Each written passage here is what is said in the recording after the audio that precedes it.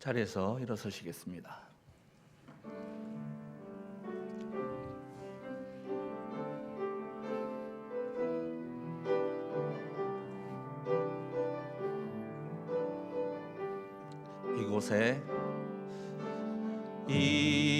이곳에 생명샘 솟아나 눈물 골짝 지나갈 때에 모자나 열매 맺히고 웃음소리 넘쳐나리라.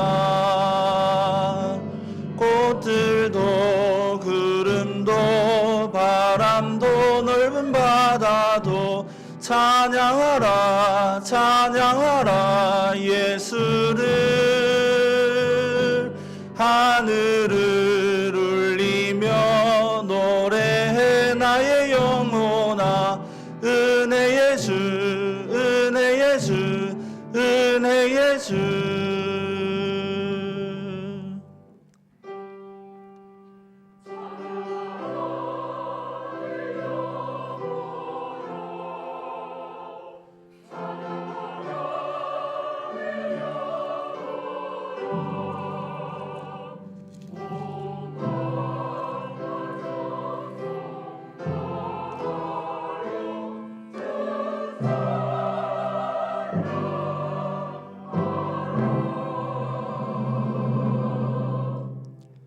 여호와께서 다스리시니 만민이 떨 것이요 여호와께서 그룹 사이에 좌정하시니 땅이 흔들릴 것이로다. 시온에 계시는 여호와는 위대하시고 모든 민족보다 높으시로다. 주의 크고 두려운 이름을 찬송할지니 그는 거룩하심이로다. 아멘. 하나님 아버지, 은혜를 감사합니다. 귀한 날을 우리에게 주시고 또 함께 모여 하나님을 예배하게 하심을 감사합니다. 우리가 드리는 예배가 오직 하나님께만 영광이 되게 하여 주옵소서. 또한 이 예배를 기쁘시게 받으시고 머리 숙인 하나님의 백성들에게 한없는 은혜를 허락하여 주시옵소서. 하나님과의 만남과 임재를 기대하며 소망하며 하나님 앞으로 나아갑니다. 우리를 외면치 마시고 하나님의 긍휼과 은혜를 주시옵소서. 예수님의 이름으로 기도드립니다. 아멘.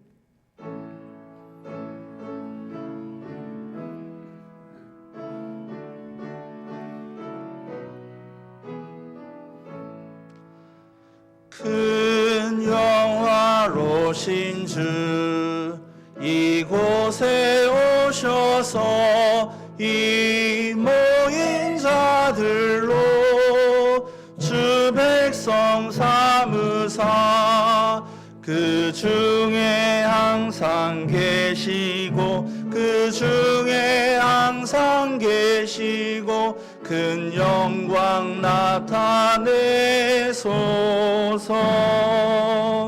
이 백성 기도와 또 예물 드림이 향내와 같으니 곧 받으옵소서. 주 예수 크신 복음을 주 예수 크신 복음을 만 백성 듣게 하소서. 또 우리 자손들 다 주를 기리고 저 성전돌같이 길하게 하소서. 주 구원하신 능력을 주 구원하신 능력을 늘 끝날까지 주소서. 주 믿는 만민이 참 진리 지키며 옛 성도들 같이 주 찬송하다가 저 천국 보좌 앞에서 저 천국 보좌 앞에서 늘 찬송하게 하소서.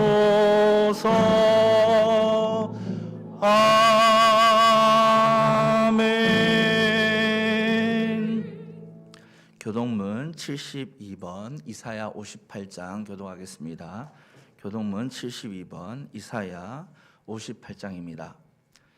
내가 기뻐하는 금식은 흉악의 결박을 풀어주며 멍에의 줄을 끌어주며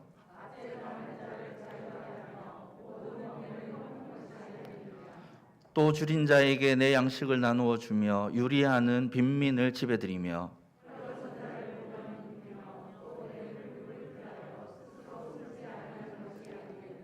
그리하면 내 빛이 새벽같이 비칠 것이며 내 치유가 급속할 것이며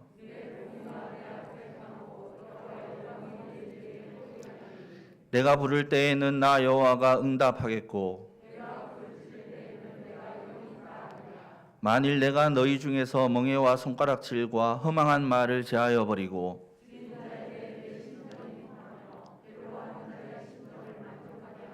내 빛이 흑암 중에서 떠올라 내 어둠이 낮과 같이 될 것이며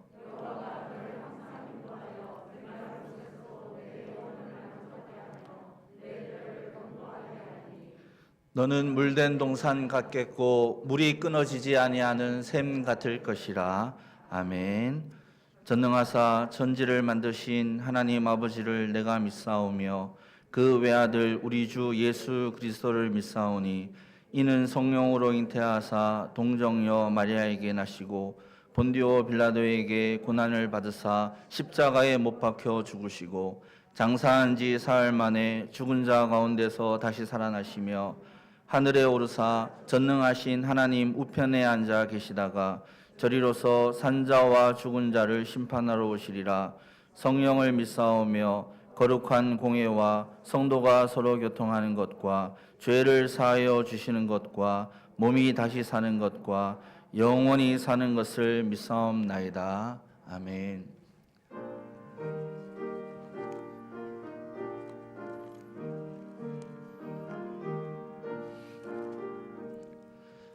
참 아름다워라 주님의 세계는 저 솔로몬의 옷보다 더 고운 백합화 주 찬송하는 듯 저 맑은 새소리 내 아버지의 지으신 그 솜씨 깊도다.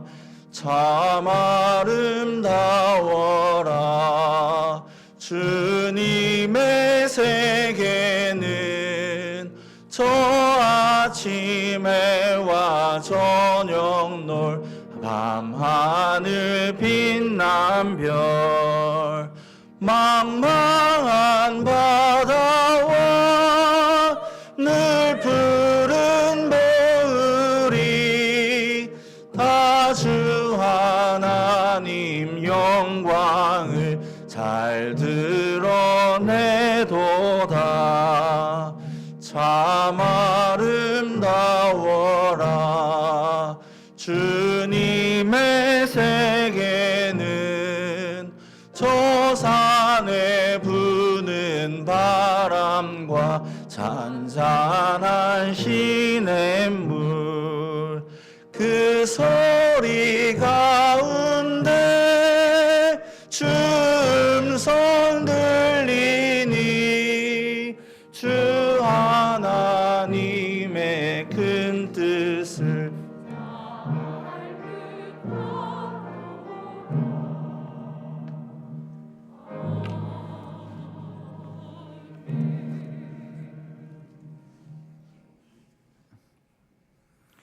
우리의 힘이 되신 하나님 아버지, 주님의 크신 은혜와 사랑을 감사하며 경배와 찬송을 올려드립니다. 전능하신 하나님께서 지으신 세계 속에서 저희들을 위하여 예배하신 선물을 누리며 살게 하시고 오늘은 또다시 더 큰 은혜를 주시려고 거룩한 주일을 허락해 주셔서 주님 존전에서 예배드리게 하시니 진심으로 감사를 드립니다. 여전히 죄 앞에서는 미약한 저희들이오나 예수 그리스도 안에서 구원하여 주시고 오늘도 우리를 성령의 능력으로 날마다 새롭게 하여 주시는 은혜에 진심으로 감사를 드립니다. 주님께서 복 주시려고 예비하신 이날 구원받은 저희들이 주님 앞에 나와 싸우니 우리들을 받아 주시옵소서. 그러나 주님, 저희들이 지나온 삶들이 세상의 방법을 앞세워 죄악 가운데 살아왔음을 고백합니다. 나의 기준으로 이웃을 판단하고 행동하지는 않았는지 이 시간 주님 앞에 모든 것 내려놓고 회개하오니 용서하여 주시옵소서. 사랑의 하나님, 올 가정의 달을 보내고 있습니다. 어린이 주일과 어버이 주일을 은혜 가운데 지키게 하심을 감사를 드립니다. 주님, 이제는 우리 주일학교가 더욱 활성화되게 도와주옵시고 또한 연로하신 우리 부모님들을 그동안 소홀함은 없지는 않았는지 되돌아보는 시간이 되게 해 주시옵소서. 주님, 진정으로 하나님 앞에 나와 예배하는 이 시간 성령을 부어주셔서 세상에 매여 살던 저희들이 이제는 성령의 손에 붙들린 사람 되게 해주셔서 과연 하나님께서 창조하시고 사랑하신 이 세상을 올바르게 섬기며 살아가게 해주시기를 간절히 기도합니다. 우리를 사랑하시는 하나님 아버지, 이제 새 대통령을 세워주시고 새 정부를 시작하게 하심을 감사를 드립니다. 먼저 전국이 안정되도록 도와주옵시고 무엇보다도 주님, 모든 위정자들이 여호와 하나님을 경외함으로 진정 하나님의 공의와 정의가 흐르는 복된 나라가 되게 해 주시옵소서. 전능하신 하나님, 또한 남북관계도 상관의 화합함으로 화해의 관계가 정착될 수 있도록 인도하여 주옵시고 주님, 과연 우리 국민이 진정한 주인이 되는 나라가 되고 또한 경제의 회복과 발전을 이룩할 수 있도록 도와주시옵소서. 거룩하신 하나님 아버지, 금년도 벌써 희망과 실로의 계절 5월의 한가운데를 지내면서 그동안 거리두기가 해제되었는데 성산에 속한 모든 권속들과 가정을 지켜주셔서 육신의 질병과 어려움 가운데 있는 성도를 치유하여 주시고 또한 경제적으로 힘들어하는 가정마다 하나님의 부여하심을 체험하게 하여 주시옵소서. 이제는 우리 교회도 6월 첫 주부터 모든 예배와 사역이 회복되고 정상적으로 운영될 터인데 우리 주님께서 함께해 주셔서 이제는 어려움을 겪지 않도록 지켜 주시옵고 인도해 주시옵소서. 아버지 하나님, 특별히 우리 교회 목회 20주년을 맞이하여 담임 목사님 현재 멀리 산티아고 순례길 여정에 있사온데 주님 특별히 함께해 주셔서 그동안의 모든 피로를 씻고 새롭고의 영육간의 강건함과 충만함을 얻는 귀한 여정이 되게 해 주옵시고 마친 후 귀국길에도 안전하게 인도해 주시옵소서. 주님, 또한 이 시간 단위에 세우셔서 주님의 말씀을 선포하실 전재국 목사님을 장중에 붙잡아 주옵시고 성령의 능력이 충만하게 해주셔서 모든 성도들이 그 말씀을 사모하며 진리를 깨닫고 모두가 흡족한 복된 시간이 되게 해 주시옵소서. 주님, 할렐루야 찬양대에 준비한 찬양을 기쁘게 흠량해 주옵시고 또한 여러 모양으로 예배를 돕는 모든 성김위에도 함께해 주실 것을 간절히 믿사오며 예배 시종을 우리 주님께 부탁하고 예수님 이름으로 기도드립니다.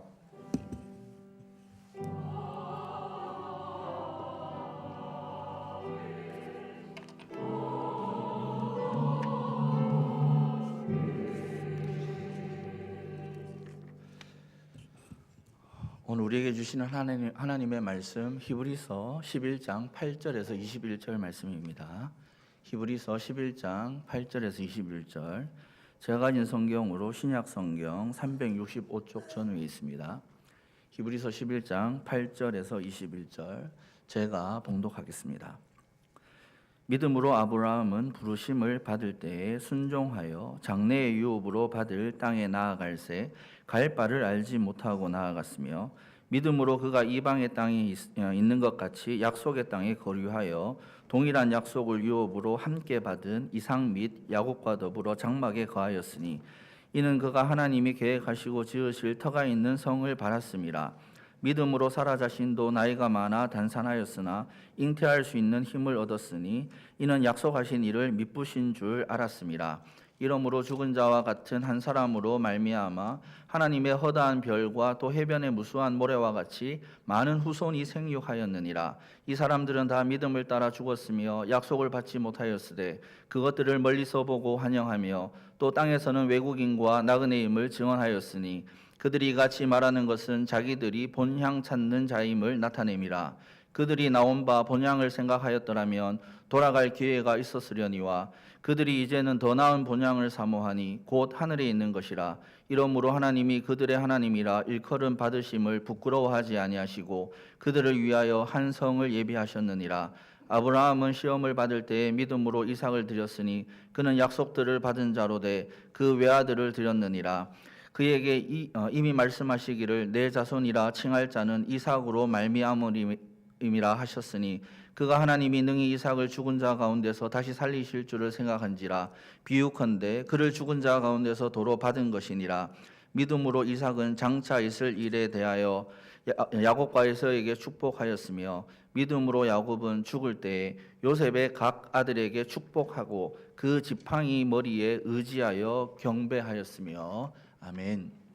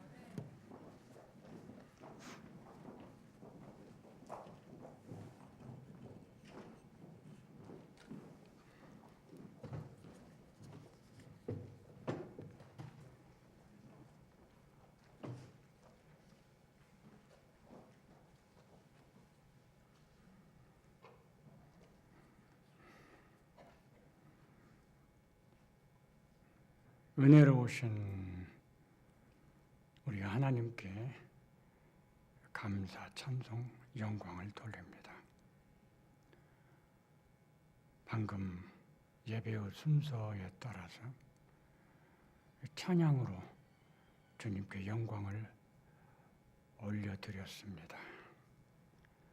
우리에게 주신 재능과 지혜를 가지고 주님을 섬겼습니다. 또한 이제 하나님께서 우리에게 주신 모든 물질과 소유들, 그것들 우리의 수고에 응답하셔서 허락하신 모든 것들, 이것들이 다 주님의 것이고 주께서 주신 것인 것을 인정하면서 주님 앞에 11조를 드리고 또 감사 헌금을 드리고 선교 헌금을 드리고 여러 가지로 우리의 마음을 담아서 제목을 가지고 주님께 드립니다. 하나님, 우리의 물질을 받으시고 우리의 재능을 받으시고 우리의 믿음을 받으시고 우리의 정성을 받으시옵소서. 그리하여 주님의 이름을 영화롭게 하시옵소서. 우리 주님, 은혜로우신 주님이십니다. 주를 사랑하는 자에게 은총을 베푸시기를 기뻐하십니다. 재능으로, 물질로, 마음으로 주님을 영화롭게 하는 모든 손길과 그 심령, 범사, 그 가정, 그 하는 일 주께서 기억하시고 은총을 허락하시고 복을 주셔서 세상의 모든 사는 날 동안 언제나 주와 함께 동행하고 주께 영광 돌리게 하시옵소서. 감사드리고 예수님의 이름으로 기도합니다. 아멘.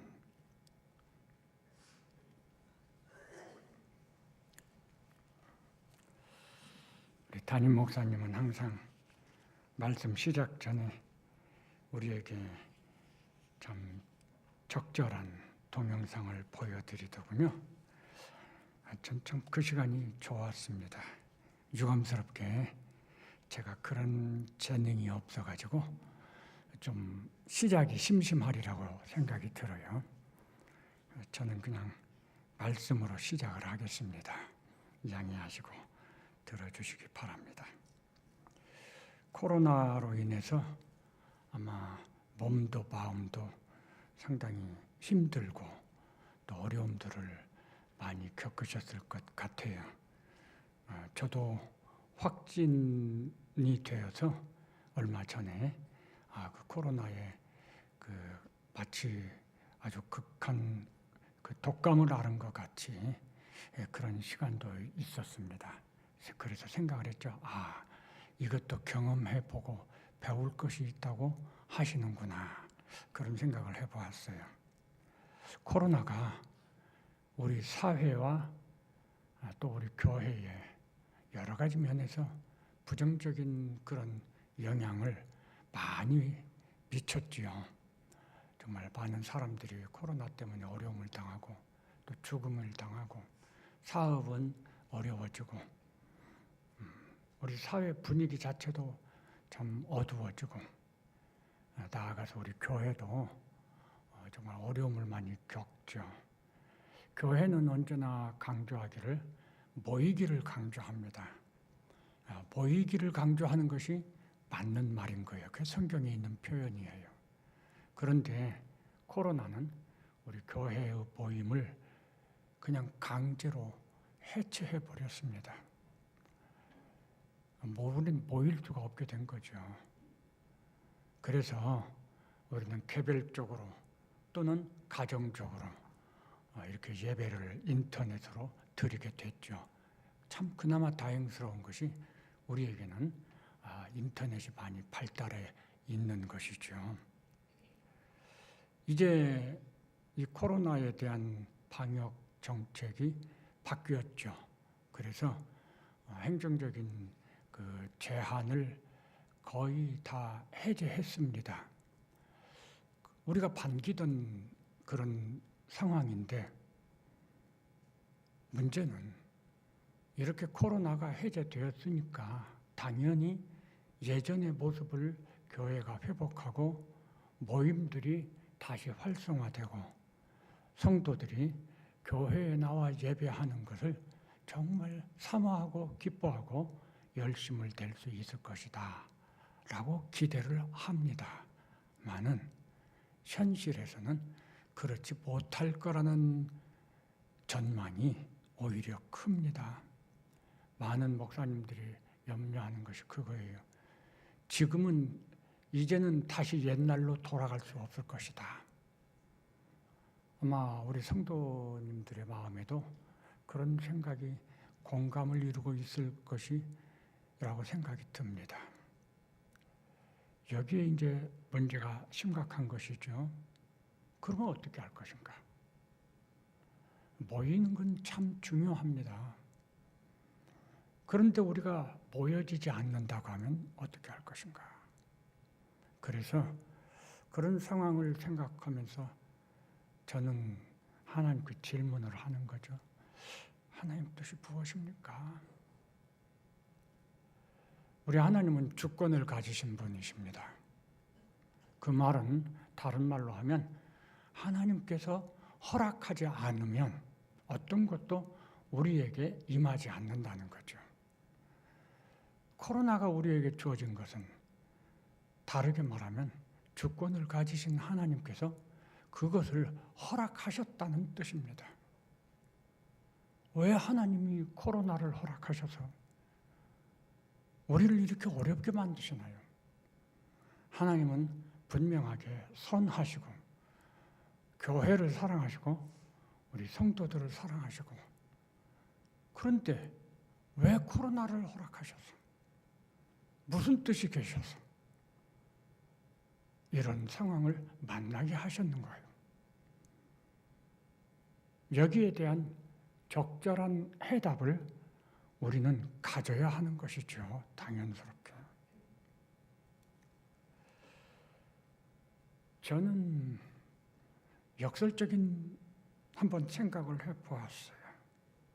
성경에 보면 사도행전 초대교회에 성령의 오순절 성령 하나님의 강림으로 제자들이 그냥 충만한 능력을 받았습니다. 그래서 베드로가 일어나서 그 자리에서 설교를 하죠. 단번에 수없이 많은 사람들이 회개하고 예수님을 믿게 되고 그래서 교회가 설립이 됐습니다.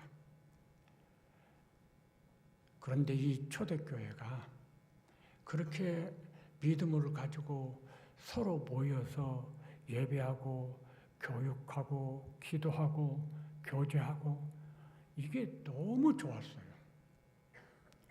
그게 좋은 것은 바람직한 일이지만 그게 너무 좋다 보니까 이 제자들과 성도들이 밖으로 나아가서 그리스도의 증인이 되는 선교의 사명을 그만 소홀히 하고 흩어지질 않았습니다. 그래서 우리가 잘 아는 것처럼 하나님께서 조금 표현을 좀 하자면 교회를 치셨죠. 스데반 집사를 순교하게 만들었습니다. 그런 엄청난 사건을 통해서 그만 예루살렘 교회가 흩어지게 되어버렸어요. 그래서 그때 흩어진 일꾼들이 사방으로 흩어져서 가는 곳곳에서 복음을 전하고 교회가 세워지게 되고 복음의 흥왕의 시대가 열리게 된 거죠. 여기서 이 강제로 하나님이 행하셨다고 하는 걸 우리가 유념해야 됩니다. 하나님은 때로 하나님이 뜻하신 바를 행하시기 위해서 우리가 원하지 않지만 강제적인 방법도 동원하시게 한다는 겁니다. 어쩌면 우리가 이 시대에 경험하는 이 코로나가 그런 하나님의 강제적인 어떤 수단이었을 수도 있지 않을까. 그러면 하나님께서 그런 방식을 통해서 이루시려고 하는 그 뜻이 무엇일까? 분명히 그것은 우리에게 유익한 것이고 또는 우리가 해야 될 것이고 우리한테는 너무 필요하고 중요한 것일 것입니다. 그게 무엇일까? 그걸 저는 가정이 교회가 되는 것이다 라고 나름대로 깨달았습니다. 그래서 오늘 가정이 교회가 되어야 한다는 그런 의미로 제목을 정하고 또 그런 가정이 교회가 된 성경적인 모델을 생각을 하느라고 이 아브라함의 이야기를 이제 찾아서 말씀을 드리는 것입니다. 아브라함의 가정은 말씀드린 것처럼 가정이 교회가 된 모델이라고 하겠습니다. 다시 말해 하나님이 오늘 우리에게 원하시는 것이 무엇이냐? 하나님의 뜻이 무엇이냐? 우리 가정이 교회가 되는 것을 원하신다라는 겁니다. 코로나를 통해서 그런 생각을 해보셨는지 궁금합니다. 오늘 읽은 히브리서 11장 8절에 보면 이렇게 말씀했죠. 믿음으로 아브라함은 부르심을 받았을 때에 순종하여 장래의 유업으로 받을 땅에 나아갈새 갈 바를 알지 못하고 나아갔으며 이렇게 말씀합니다. 우리가 이제 오해하면 안 되는 것이 믿음으로 아브라함은 했기 때문에 아브라함이 믿음이 좋았었던 사람으로 생각하면 안 됩니다. 아브라함 시대에 마치 노아의 시대에 모든 인류가 타락했고 노아의 가정만 믿음의 가정이었던 것처럼 아브라함 시대에도 다시금 그 노아의 후손들이었음에도 불구하고 다시금 모든 인류가 다 타락했습니다. 아브라함의 가정도 그런 타락한 가정이었어요. 아브라함은 그런 가정 속에서 자랐습니다. 아브라함의 주변에서도 아브라함의 가정도 아브라함 자신도 하나님을 몰랐습니다. 그러니까 하나님을 예배하지도 않았습니다. 그때 당시에 믿음의 가정은 없었습니다. 그런데 어느 날 우리가 잘 아는 것처럼 하나님께서 아브라함을 찾아오셨습니다. 부르셨습니다. 그리고 그에게 약속의 말씀을 주십니다. 오늘 우리같이 아브라함이 그런 것을 원하고 사모해서 하나님 기도한 게 아닙니다. 전혀 그런 거 없었습니다. 믿음이 없었으니까. 그런데 하나님께서 그렇게 하셨습니다. 거기서부터 아브라함은 고민과 갈등이 시작이 됩니다. 왜냐하면 그냥 약속만 있고 내가 이런 복을 주겠다 했어. 그리고 가라 하면 얼마나 좋습니까? 그런데 약속의 말씀을 주신 다음에 하나님께서는 다른 명령을 하나 하시죠.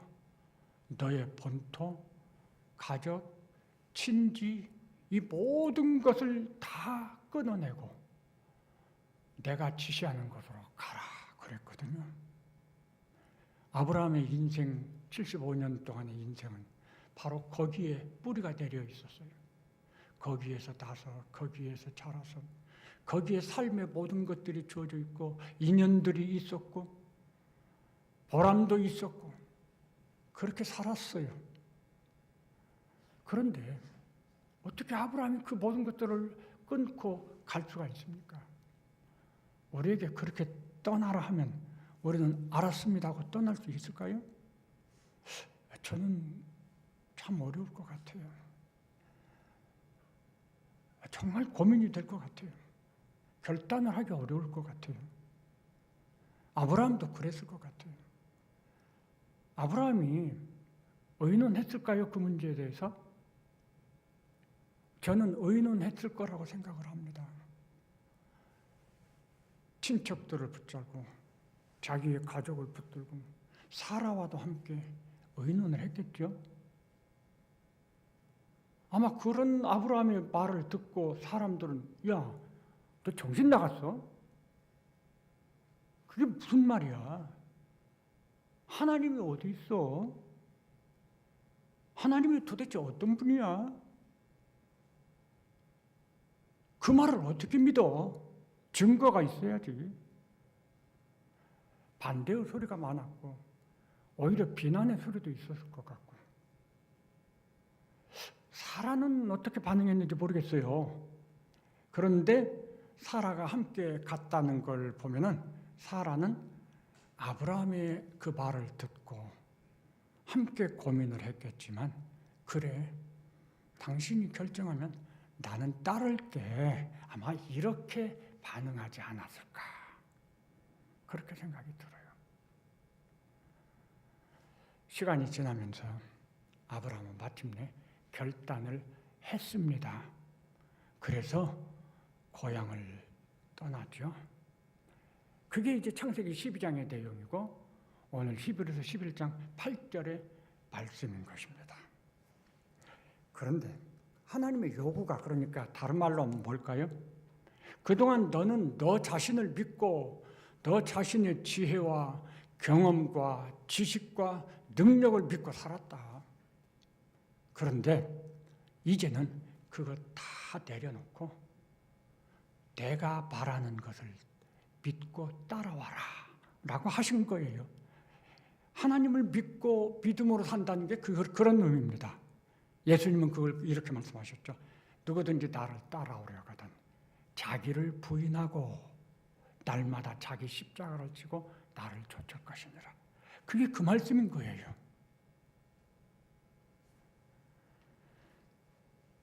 아브라함은 그렇지만 우리가 성경에서 본 것처럼 어렵지만, 그리고 내일 일을 알지 못하지만, 그러나 결단을 했습니다. 그것이 믿음으로 출발한 것입니다. 우리가 마치 예수님을 처음 만나서 영접하고 네, 내가 이제는 예수님을 믿고 살겠습니다라고 고백하는 시간이 딱 이 시간인 거예요. 우리도 다 아브라함처럼 그런 과정이 있었습니다. 한번 그동안의 삶과는 다른 방식이지만, 경험하지 못했지만, 그러나 그 새로운 삶의 방식, 믿음의 방식으로 살아보자 결단을 했습니다. 그런데 오늘 성경을 보니까 갈 바를 알지 못하고 나아갔습니다, 이렇게 표현했죠. 이 말이 어떤 뜻일까요? 창세기 12장 4절과 5절에 보면 이 갈 바를 알지 못하고 나아갔다는 것과 관련한 표현들이 거기에 있어요. 거기는 이렇게 말씀했습니다. 아브라함이 여호와의 말씀을 따라갔고 롯도 그와 함께 갔으며, 아브라함이 하란을 떠날 때에 75세였더라. 아브라함이 그의 아내 사레와 조카 롯과 하란에서 모은 모든 소유와 얻은 사람들을 이끌고 가나안 땅으로 가려고 떠나서 마침내 가나안 땅에 들어갔더라. 이 말씀 참 중요한 말씀이에요. 아브라함은 결단을 했고 그리고 갔습니다. 그런데 그 가는 과정에 두 가지 사실을 창세기 12장 4절 5절은 우리에게 가르쳐 줍니다. 하나는 아브라함이 자기가 하나님이 요구한 믿음을 따라서 간 게 아니었습니다. 하나님의 약속의 말씀을 의지하고 가라고 했어요. 다 끊고 내려놓고 가라 그랬습니다. 그런데 아브라함은 어떻게 갔죠? 롯도 함께 갔습니다. 그리고 하란에서 얻은 모든 소유를 가지고 갔습니다. 그리고 또 사람들도 데리고 갔습니다. 이게 뭘까요? 아브라함이 하나님의 약속을 의지하고 간다는 것을 부인한 건 아닙니다. 그런데 믿음으로 가는 게 어떤 것인지를 몰랐어요. 약속을 의지하고 믿음으로 산다고 하는 게 도대체 무엇인지를 몰랐어요. 어떻게 해야 되는 거지? 그러면 소유란 건 하나도 없이 가야 되나? 내가 데리고 갈 사람 그걸 다 내려놓고 그들도 다 띄워놓고 가야 되나? 이거 어떻게 해야 되는 거죠? 고민하다가 자기를 따라오겠다는 롯도, 그때 롯의 아버지는 고인이었습니다. 그래서 아브라함이 어린 조카 롯을 키우고 있었어요. 롯도 나 삼촌과 함께 갈 거야. 그러니까 데리고 갔어요. 소유도 많이 준비했습니다. 가서 낯선 땅에 가서 아무것도 없으면 어떻게 살아요? 뭘 먹고 살아요? 좀 가지는 것이 필요하다고 생각되죠. 그게 우리가 가진 이 세상의 경험이고 그렇지 않습니까? 물질을 좀 준비를 했어요. 호를 단신으로 가는 것보다는 좀 주변에 함께하는 사람이 있으면 좋겠죠. 서로 의지가 되고. 그래서 자기 말을 듣고 그래요 함께 가겠습니다. 사람들을 모아서 갔어요.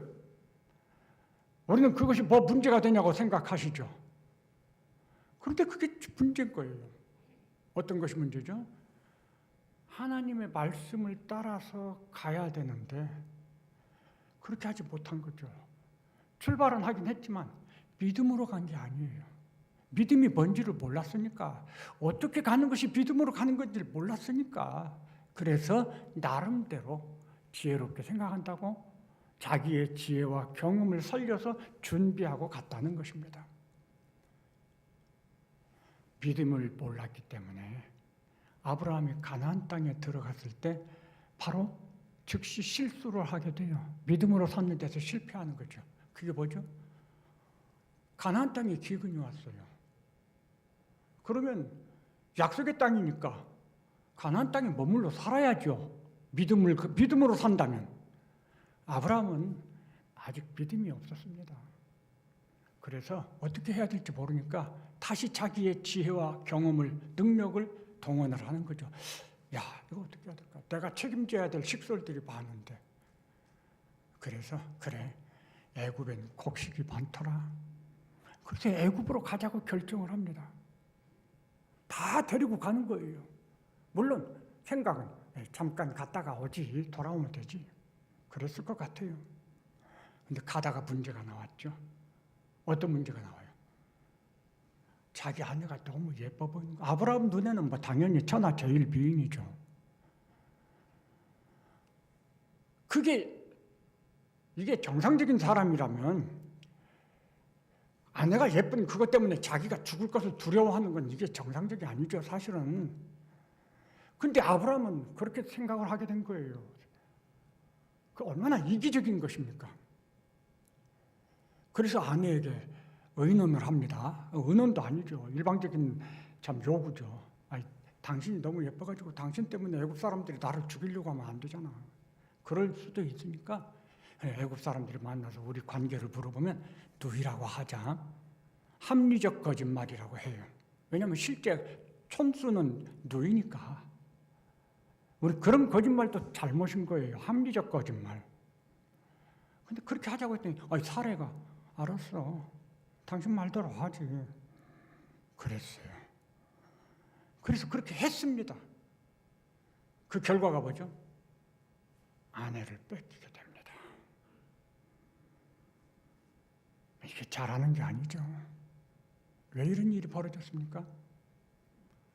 믿음으로 살 것을 결심하고 출발했지만 사실에서는 믿음으로 사는 것이 어떤 건지를 몰랐다, 그런 말입니다. 그러니까 그렇게 하는 거죠. 우리가 예수님을 처음 믿고 교회에 나왔을 때 혼란스러운 것이요. 어떻게 해야 되지? 어떻게 하는 것이 믿음으로 사는 거야? 처음부터 다 잘 알았습니까? 아니잖아요. 그런데 그렇게 시작된 믿음의 삶인데 오늘 히브리서에 보니까 아브라함의 가정에 대해서 이렇게 표현합니다. 믿음으로 아브라함은, 믿음으로 사라는, 믿음으로 이삭은, 믿음으로 야곱은.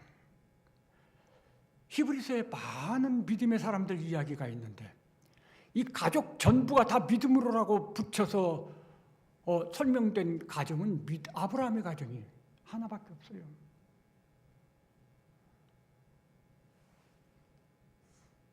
아브라함의 가정은 믿음의 가정이 되었다라고 하는 걸 가르쳐 줍니다. 하나님이 원하신 것이 바로 그거였습니다. 믿음의 가정이 되는 것. 가정이 바로 교회가 되는 것. 사실 성경적으로 보면 초기에, 인류의 초기의 가정은 교회입니다.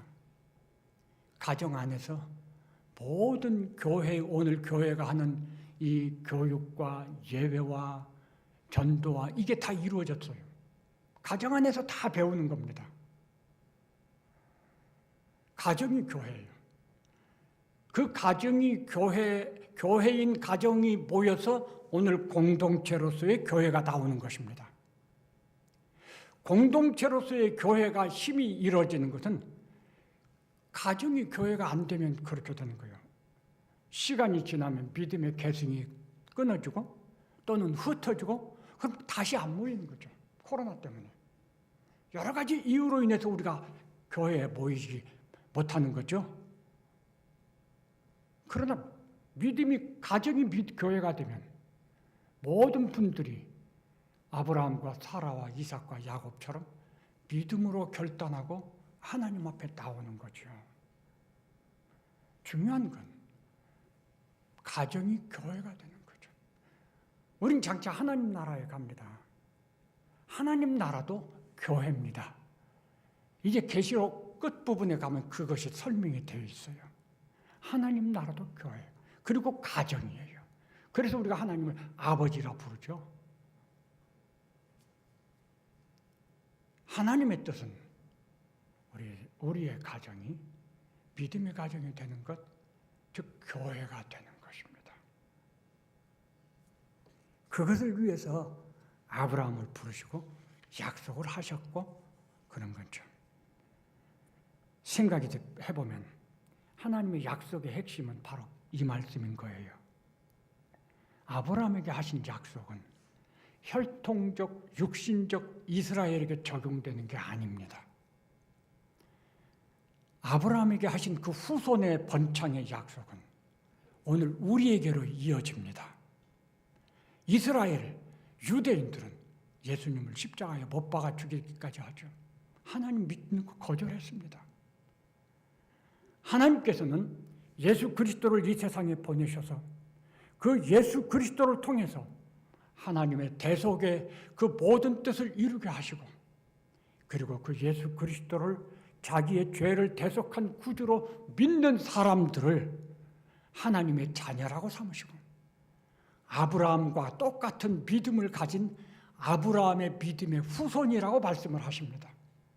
그래서 오늘 교회 믿는 성도들이 아브라함의 영적 혈통이고 영적 후손이 된 거예요.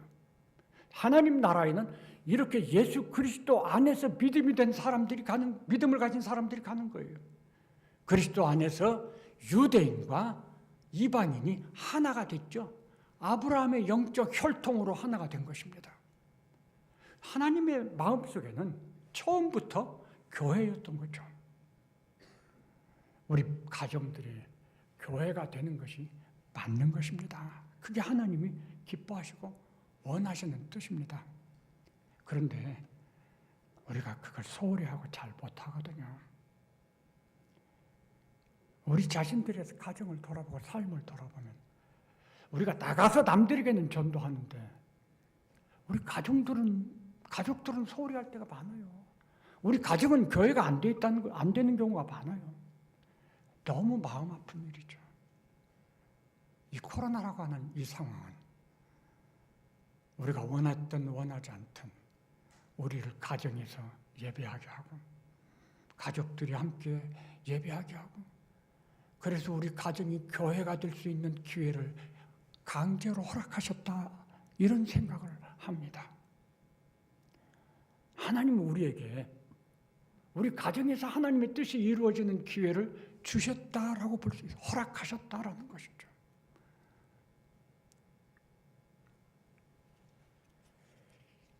우리가 두 번째로 생각해야 되는 건 아브라함 가정이 교회였다고 하는 증거를 좀 더 이 히브리서에서 확실하게 찾아보겠습니다.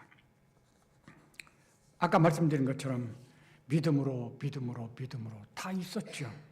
그것 말고도 우리가 성경을 읽어보면요, 아브라함의 하나님, 이삭의 하나님, 야곱의 하나님을 부를 때요, 딱 이 세 가지 표현, 아브라함과 이삭과 야곱이 하나로 엮어져서 그렇게 하나님을 호칭하거든요.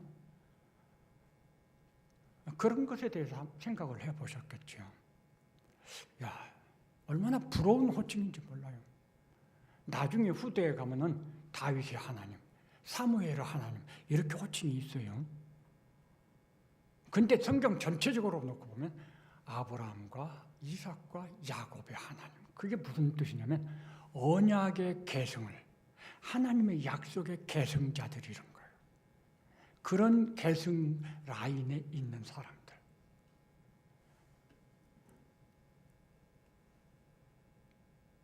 그게 바로 가정이 교회가 됐다는 증거입니다. 근데 이렇게 호칭만 그런 게 아니에요.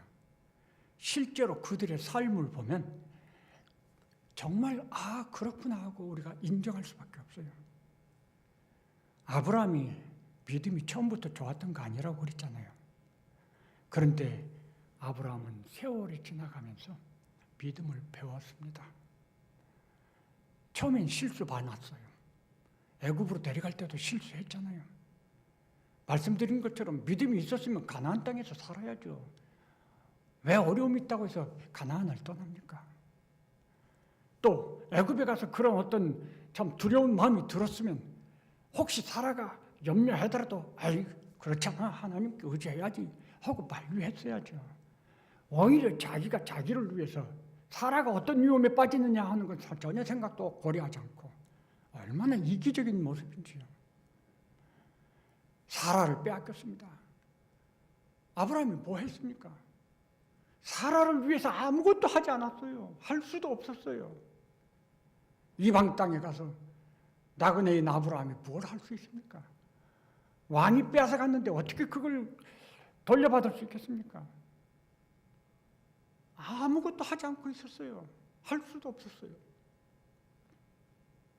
그런데 하나님께서 아브라함에게 알려주지도 않으시고 말씀하지 않으시고 내가 너 도와주겠다 하지 않으시고 그냥 하나님이 다 해결해 버리셨어요.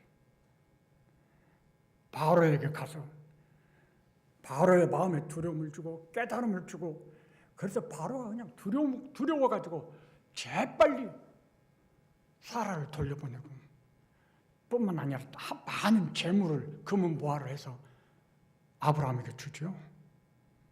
그리고 빨리 나가라. 이게 100% 아브라함이 잘못했는데 아브라함은 아무것도 한 일이 없는데 사라도 돌려받았고 그냥 우리식으로 말하면 형통하게 된 거예요. 이게 어떻게 된 일입니까?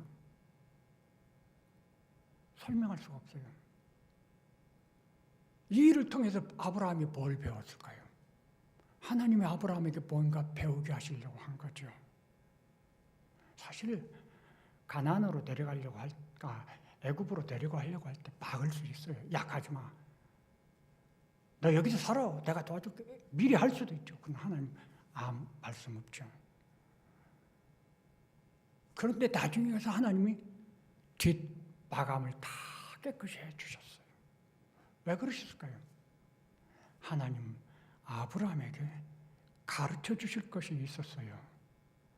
믿음을 배우게 하시려고 했어요. 내가 누구냐? 아브라함이 배운 건 하나님. 나에게 약속하신 하나님은 전지전능하시구나. 애굽의 바로보다도 더 위대하시고 크시고 강하시구나. 내가 잘못했지만 하나님이 나를 부르셨고 택하셨기 때문에 그 잘못 속에서도 하나님은 나를 지켜주시고 나와 함께 하시는 거구나. 나의 허물과 실수가 있었어도 그런데 하나님은 오히려 많은 재물도 허락하실 수 있는 거구나. 아브라함은 하나님에 대해서 배웠고 그래서 믿음으로 산다는 것을 배워가기 시작했어요. 아브라함의 삶은 그런 실수의 연속이었던 거죠. 그런데 그런 실수의 때마다 하나님께서 아브라함에게 역사하심으로 아브라함이 믿음을 배울 수 있게 하셨어요. 그런 다음에 아브라함은 배운 믿음을 즉시 실천을 합니다. 그래서 예를 들면 롯과의 싸움이 벌어지죠. 부자가 되니까 싸움이 벌어졌을 때 아브라함이 조용히 롯을 불러서 말하죠. 야, 너하고 나하고 그런 사이 아니잖냐. 우리가 싸우면 어떻게 하냐. 그러니까 조용히 우리가 분가하자. 그런데 내가 먼저 택하겠다. 내가 연장자고 어른 아니냐. 내가 먼저 택하고 너는 내 나중이다. 이렇게 하지 않았죠. 너 먼저 택하라. 내가 보기에 좋은 곳 내가 먼저 택할 수 있어. 그러면 내가 택한 다음에 그 다음에 남은 건 내가 택하겠다. 어떻게 그럴 수 있습니까? 손해볼 텐데 당연한 권리가 있는데 어떻게 그럴 수 있어요? 그건 바보 멍청이나 그렇게 하는 것이죠. 근데 아브라함은 그렇게 했어요. 어떻게 그랬죠? 믿음을 배웠거든요. 믿음으로 사는 게 무엇인지를 배우고 있었어요. 그 배운 것을 적용하고 살았던 거죠. 실행하고. 아브라함의 삶은 그랬어요. 그리고 오늘 히브리서 11장에 보니까 아브라함이 처음에는 가나안 땅을 눈으로 보고 왔습니다. 그 가나안 땅이 왔잖아요. 아까 말씀을 하나 빠뜨린 것이 있군요. 이 말은 아브라함이 갈 바를 알지 못하고 이 말은요. 어디로 갈지를 몰랐다는 말이라고 저는 생각하기보다는 실제로는 알았는데 믿음으로 가는 것을 몰랐다는 뜻으로 이해를 합니다. 그러니까 그렇게 막 준비해서 출발을 한 것이죠. 아까 그 창세기 12장 4, 5절은 가나안으로 가려고 출발해서 마침내 가나안에 들어갔다라 그랬거든요. 근데 어디로 갈지는 어느 정도 정보가 있었다는 뜻입니다. 근데 믿음으로 가는 것이 뭔지를 몰랐다는 거죠. 그래서 아브라함이 지금 그런 약속을 따라서 가나안 땅에 왔어요. 거기서 머물러 살면서 만족할 수 있겠죠. 그런데 아브라함은 나이가 들면서 믿음의 세월이 쌓이면서 가나안 땅을 보는 게 아니었어요. 정말 그 마음속에 하나님의 뜻이 깨달아져 가지고 그 깨달은 것이 뭐냐면 나의 고향은 하나님의 계신 곳 하늘나라. 거기가 내 영원한 본향이구나. 믿음의 사람들의 본향은 하나님 나라라는 거예요. 그걸 알게 되고 그래서 시선이 땅을 보는 게 아니라 하늘나라를 보는 거예요. 이렇게 변했어요. 오늘 우리의 믿음의 세월이 쌓이고 쌓이면 우리의 믿음의 시선이 하나님 나라를 향해야 된다는 것입니다. 그런지 모르겠어요. 하나님 나라를 생각하는 시간이 점점 많아집니까? 하나님 나라에 대해서 궁금해지지 않습니까? 그게 그런 거예요. 바라보는 거예요. 아브라함만 그런 게 아니었어요. 여기 히브리서에 보니까 아브라함이 이삭과 야곱으로 더불어 장막에 거하였다라고 설명을 합니다. 가나안 약속의 땅 가나안 땅에 왔으면 거기서 뿌리 내리고 터 닦고 여기 하나님이 주신 우리 땅이야 할 수도 있을 법한데 그런데 장막에 거했다는 거죠. 그것도 이삭과 야곱으로 함께. 이 말이 뭐예요? 그 가정이 믿음의 가정, 교회가 됐다는 뜻입니다. 자녀들까지 다 하나가 돼서. 그들은 자기들이 그 가나안 땅에서 약속의 땅임에도 불구하고 외국인이었고 나그네였다고 여겼습니다. 그래서 뿌리 내리는 좋은 터, 집 짓고 살지 않고 장막에 거한 거죠. 왜? 하나님이 부르시면 즉시 고향으로 가야죠. 준비하고 사는 거죠. 이 땅은 내 본향이 아닙니다. 하나님의 아버지 계신 거기가 나의 본향입니다. 이거를 생활로 증명한 것이 장막에 거하는 거예요. 우리도 그래야 된다고 생각해요. 아브라함과 이삭과 야곱처럼은 하지 못해도 우리가 이 세상에서 좋은 집에 살아야만 된다고 생각하지 않아도 되는 거예요. 물론 우리는 좋은 집에 살 수 있습니다. 그게 뭐 잘못이라고 말하지 않습니다. 그러나 좋은 집에 살아야 된다고만 된다고 그런 생각은 하지 않아야 돼요. 그리고 날마다 더 좋은 집을 사모하고 그 더 좋은 집을, 그 형통을 주시라고 기도하지 않아야 돼요. 그것은 우리의 눈이 세상을 바라보고 있다는 거죠. 아브라함은 그리고 그의 자녀 아내와 이삭과 야곱은 함께 믿음의 하나가 돼서 하나님 나라를 바라보고 살았다. 이게 그의 가정은 믿음의 가정이 됐고 교회가 됐다는 증거인 것입니다. 아브라함만 그런 게 아니죠. 사라의 아까 사라 드렸지만 성경엔 사라의 이야기가 많지 않아요. 근데 사라야말로 정말 아브라함이 아브라함 되게 만든 장본인입니다. 사라의 섬김과 그 희생과 인내와 양보와 헌신이 없었으면 아브라함이 그렇게 하기 어렵다고 생각해요. 근데 사라가 정말 그렇게 했어요. 사라가 잘못했다고 여겨지는 거 한 가지 있죠. 하갈을 추천해서 이스마엘을 낳게 한 거. 근데 저는 그렇게 생각 안 해요.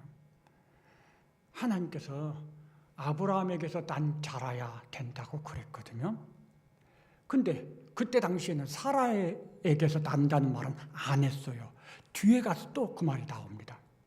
사라의 입장에서는 자녀를 하나님 주신다고 약속했고 그대로 되는 것인데 그런데 안 주시는 거예요. 시간이 오래 지났는데도. 아기를 잉태하고 낳아야 할 사람은 사라 아닙니까? 그의 마음속에 염려가 생겼어요. 혹시 아브라함을 통해서는 주시는 거지만 나는 거기에 해당되지 않을 수도 있을까? 믿음을 배우고 있는 과정에서 하나님의 뜻을 오해할 수 있죠. 혹시 하나님의 뜻에 나는 빠지는 게 아닐까? 아들을 낳는 게 중요하지. 내가 이렇게 버티고 있다가 아들을 못 낳으면 안 되는 거지. 아마 그런 마음이 들었을 것 같아요. 그래서 아브라함에게 추천을 하죠. 나는 이제 나이도 들었고 더 이상 기대하기가 어려워. 그러니 저 젊은 내 여종 하갈에게 들어가서 아기를 낳아. 당신이 낳으면 된다고 했잖아. 당신의 아들이면 되는 거니까. 정상적인 믿음을 가진 아브라함이라면 그런 소리 하지 마. 하나님 뜻이 아니야. 어떻게 그런 생각을 할 수 있어? 라고 거절해야 되겠죠. 그런데 아직 아브라함의 믿음이 사라도 좀 부족했지만 아브라함도 여전히 부족했어요.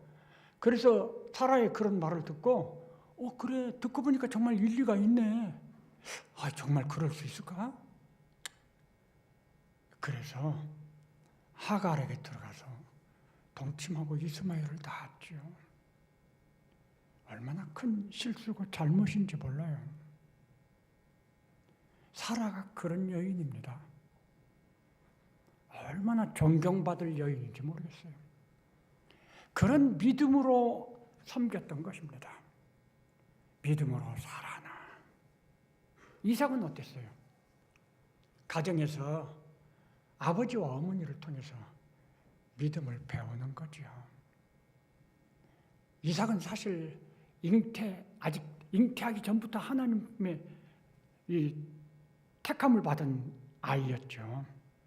약속의 아이거든요. 이게 이삭의 삶은요, 태어날 때, 잉태 때부터 약속된 아이, 하나님이 붙들고 있는 아이였어요. 그래서 이삭의 삶을 보면 평온합니다. 그렇게 큰 사건들이 없어요. 왜? 이삭은 믿음의 삶을 살았거든요. 이삭은 그래서 그런 이삭이기 때문에 아직 어린 나이였을 때 아브라함이 하나님의 명령에 따라서 이삭을 바치려고 하지요. 이 세상에 어떤 아이가 그런 아버지의 행동을 보면서 가만히 있는 아이가 있겠습니까? 그런데 이삭은 가만히 있었어요. 순종했습니다. 어떻게 아이가 그럴 수 있나요? 이미 이삭의 믿음은 그 정도 수준에 이르렀었다 그 말입니다. 야곱은 어때요? 야곱은 우리 생각에 얘는 가만히 없어. 이런 애는 자격이 없어. 그래 보이지 않습니까? 그런 야곱이 말년에 가서 창세기 48장에 보니까 자기의 인생을 돌아보며 고백하는 말이 있어요. 아버지 아브라함의 하나님, 할아버지, 그리고 아버지 이삭의 하나님, 그 하나님께서 자기를 어릴 때부터 양육하고 기르셨다. 그래서 지금 내가 이렇게 여기까지 왔다. 믿음의 사람이 됐다. 라고 고백을 합니다. 야곱의 삶을 돌아보면요. 그의 삶이 우여곡절이 많고 정말 이기적인 삶이었습니다. 그런데 한 가지 놀라운 특징이 있어요. 그게 뭘까요? 급하면 하나님 하고 부르는 거예요. 이게 아주 약삭 빠져요, 야곱이. 사실 믿음으로 하나님 부르는 거 아니거든요. 하나님 이용해 먹는 거예요, 야곱의 심정은.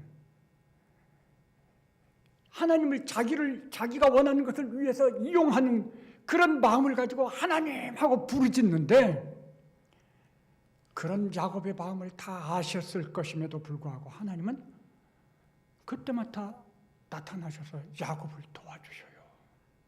그래서 야곱을 인도하시는 거예요. 야곱이 배우게 하시는 거예요. 야곱이 어디서 하나님 하고 부르는 걸 배웠을까요? 급하면 하나님을 찾는 그 야곱. 가정에서 배운 거겠죠. 하나님 그런 분이구나. 야곱도 하나님을 알기는 했습니다. 믿지는 않았어도. 우리는 연약해지고 문제가 생기고 필요하게 되면 다급해지면 아이고 하나님 이렇게 부르거든요. 아브라함의 가정은 이렇게 믿음의 가정이 돼서 교회가 됐었습니다. 어떻게 그랬을까요? 아무것도 모르는 채로 출발했던 가정인데 어떻게 그렇게 변할 수 있을까요? 잠깐 말씀드렸죠.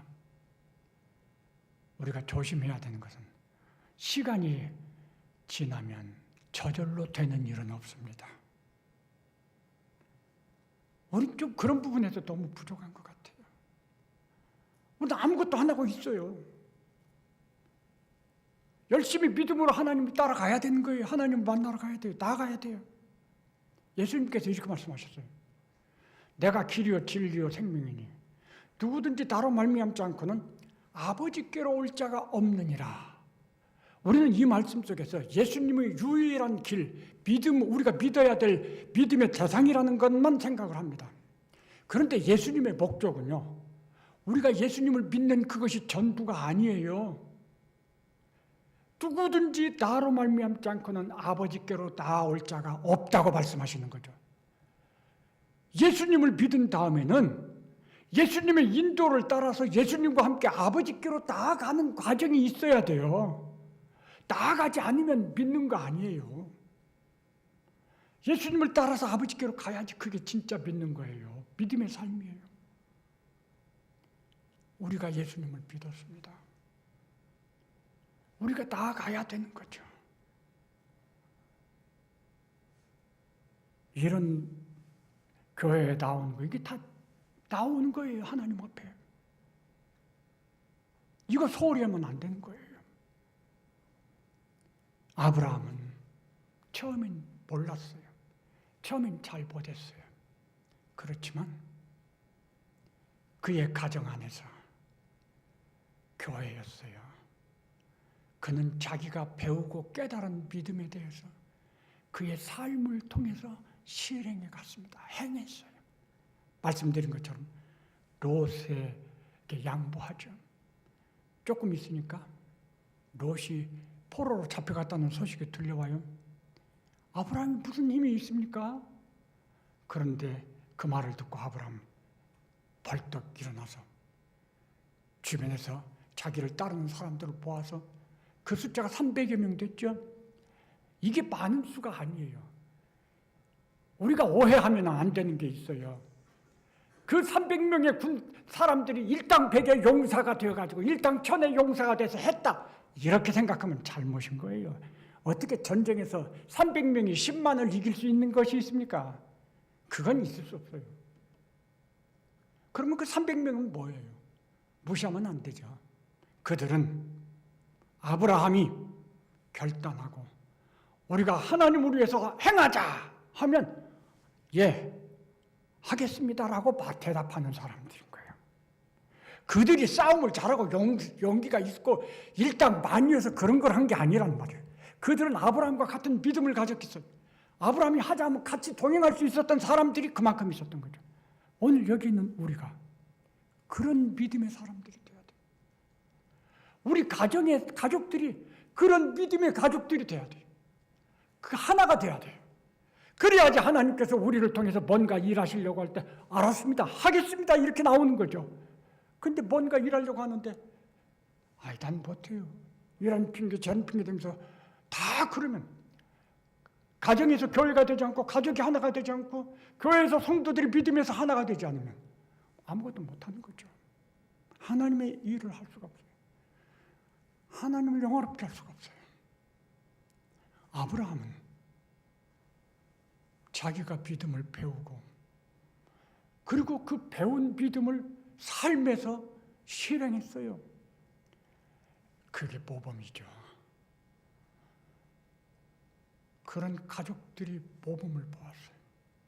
사라의 모범을 보였습니다. 아, 하나님을 믿고 믿음으로 산다는 것이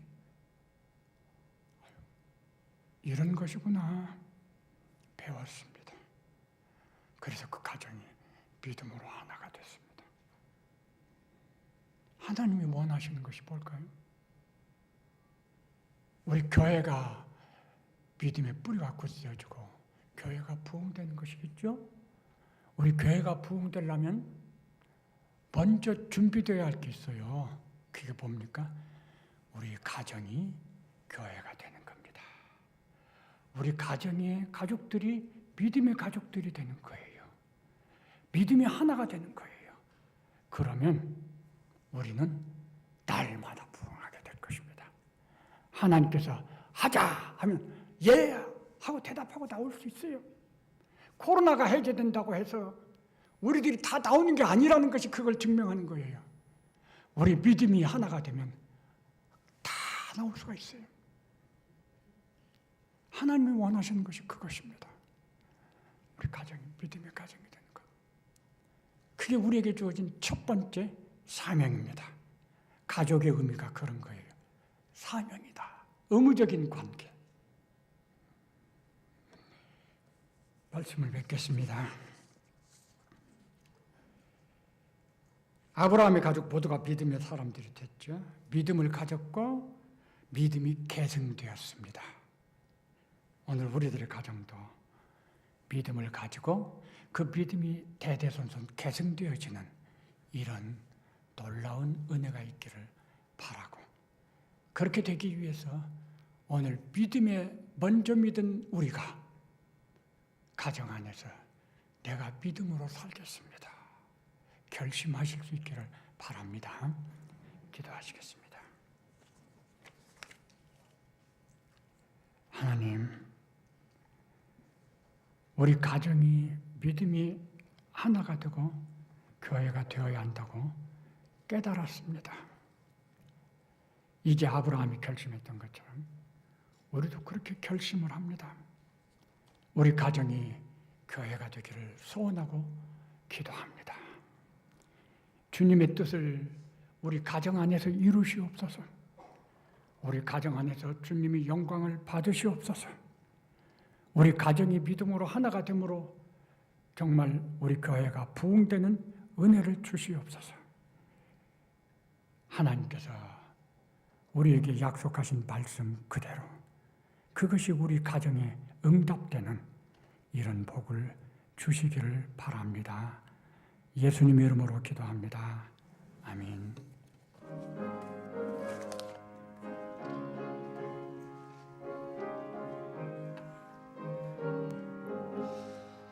내 영혼이 은총 입어 중한 죄짐 벗고 보니 슬픔 많은 이 세상도 천국으로 하도다. 할렐루야 찬양하세. 내 모든 죄 사함 받고 주 예수와 동행하니 그 어디나 하늘나라. 누의 얼굴 뵙기 전에 멀리 뵈던 하늘나라 내 맘속에 이루어지니 날로 날로 가깝도다. 할렐루야 찬양하세. 내 모든 죄 사함 받고 주 예수와 동행하니 그 어디나 하늘나라. 높은 산이 거친 들이 초막이나 궁궐이나 내 주 예수 모신 곳이 그 어디나 하늘나라. 할렐루야 찬양하세. 내 모든 죄 사함 받고 주 예수와 동행하니 그 어디나.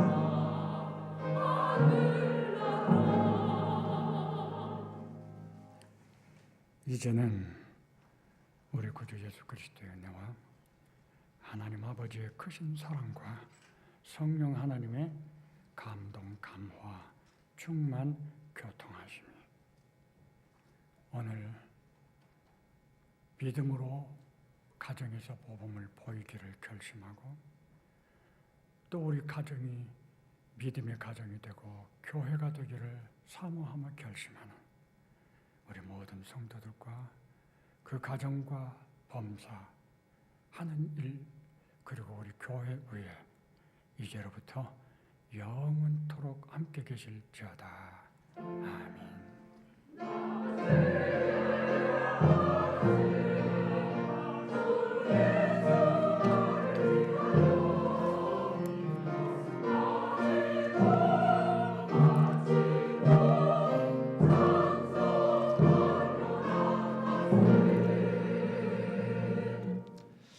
광고 말씀 몇 가지 드리겠습니다.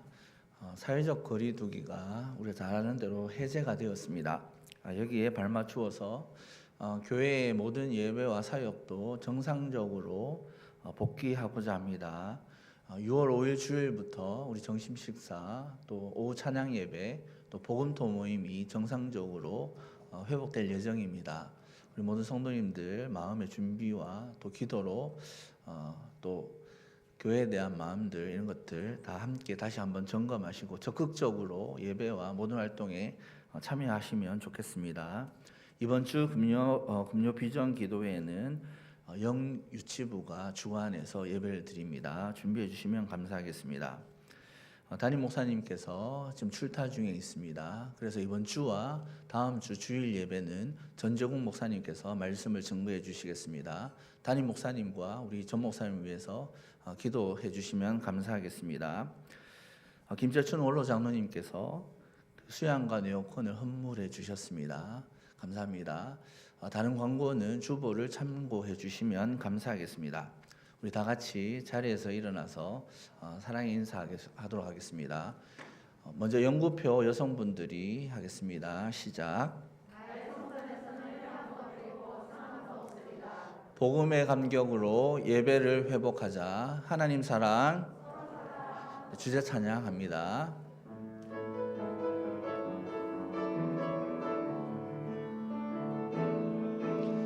예수 나의 첫사랑 되시네.